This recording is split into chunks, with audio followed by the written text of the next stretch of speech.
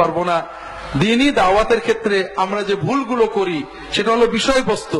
দ্বীনের দাওয়াত হবে আল্লাহ যেটা দিয়েছেন, তাওহীদের দাওয়াত, পিতামাতার দাওয়াত, পরিবারের দাওয়াত, নামাজের দাওয়াত, যাকাতের দাওয়াত, এগুলো হলো মূল বিষয়। হালাল খাওয়ার দাওয়াত, ইনসাফের দাওয়াত, কোরআন, এইগুলোই আছে। বাকিগুলো যেগুলো দস্তরখানের দাওয়াত, টুপির দাওয়াত, পাগড়ির দাওয়াত, আমরা এইগুলো নিয়ে আসি। কেউ রফাদাইন করার জন্য বিরাট মাহফিল করছে, কেউ রফাদাইনের বিরুদ্ধে মাহফিল করছে, কেউ মিলাদের জন্য মাহফিল করছে, কেউ মিলাদের বিপক্ষে মাহফিল করছেন। এগুলো আল্লাহর পথে দাওয়াত না, আমাদের নিজেদের নফসানিয়াত। কথাকে বুঝতে পেরেছেন? তৃতীয় বিষয় হলো দাওয়াত নিয়ে আমরা সবচেয়ে পাগলামি করছি। সবাই আল্লাহর পথে দাওয়াত দিচ্ছেন, তবলিগ জামাত দিচ্ছেন, জামাত ইসলাম দিচ্ছেন, চরমনাই দিচ্ছেন, বিভিন্ন পীর মাশায়েখ দিচ্ছেন, কিন্তু প্রত্যেকেই নিজেই সব, বাকি কিছুই না, এই ধরনের অবস্থায় চলে যাচ্ছেন। কারণ আমরা মূল কথা নিজের দলের দাওয়াতটাকেই দাওয়াত মনে করছি, বাকি লোক যতই কোরআন হাদিসের কথা বলুক সেটাকে দাওয়াত মনে করছি না। এই সংকীর্ণতা থেকে বাঁচতে হবে ভাইয়েরা। বিশেষ করে আপনাদের একটা অনুরোধ করে শেষ করব, বর্তমানে সারা বাংলাদেশে খ্রিস্টান মিশনারিরা মুসলমানদেরকে দলে দলে খ্রিস্টান বানাচ্ছেন।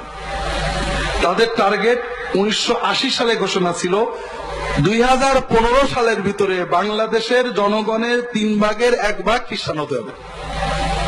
আপনারা তো খুশি তো? 2015 এসে গেছে, পাগল হয়ে গেছে। ঢাকা থেকে ফোন আসছে, ইউরোপ থেকে সাদা চামড়া বাংলা শিখা লোক দাঁড়ে দাঁড়ে ঘুরে বেড়াচ্ছে, খ্রিস্টানদের বই দিয়ে বেড়াচ্ছে, যীশু খ্রিস্ট তোমার মুক্তি দেবে নিয়ে।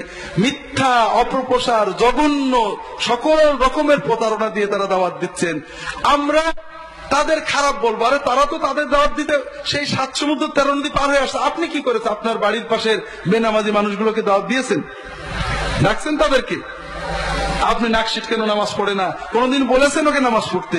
কোনদিন মসজিদে বলেছেন? আপনি বলেননি, আপনি দিনকে বোঝাননি। বললে কি বলেছেন? ওই নামাজ রোজা করে যতই করা হবে না, যতক্ষণ না আমাদের দলের ভিতর দিয়ে যাও ও কিচ্ছু হবে না। দিনটাকে আরো কঠিন করে দিয়েছেন। আল্লাহ রাসূল সাল্লাল্লাহু আলাইহি ওয়াসাল্লাম সাহাবীদেরকে পাঠিয়েছেন, দ্বীনের দাওয়াত দিতে বেরিয়ে যাও।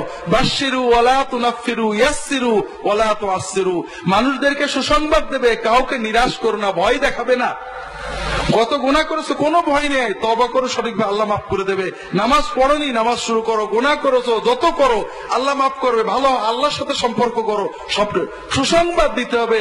আল্লাহর রাসূল সুসংবাদ দিয়েছেন, কোরআন সুসংবাদ দিয়েছেন। আমরা ওয়াজ করতে গেলে মানুষের ভয় দেখিয়ে দিনটাকে কঠিন করে ফেলি। 2 নম্বর হলো ইয়াসসিরু ওয়ালা তুআসসিরু, সহজ করো। ভাইরা, আল্লাহর দিন সহজ। ঈমানকে সহি করো, হালাল খাও, নামাজ পড়ো, বউ বাচ্চা সুখে সংসার করো, আল্লাহ খুশি হবে। এরপরে যতটুক পারো দিনের কাজ করো, কম বেশি তোমার যাটা আল্লাহ তৌফিক দেন। কিন্তু আমরা বলছি না, তুমি যত কিছুই করো হবে না যতক্ষণ না আমার এই দলে ঢোকো। এই ধরনের বাড়াবাড়িগুলো পরিত্যাগ করতে হবে।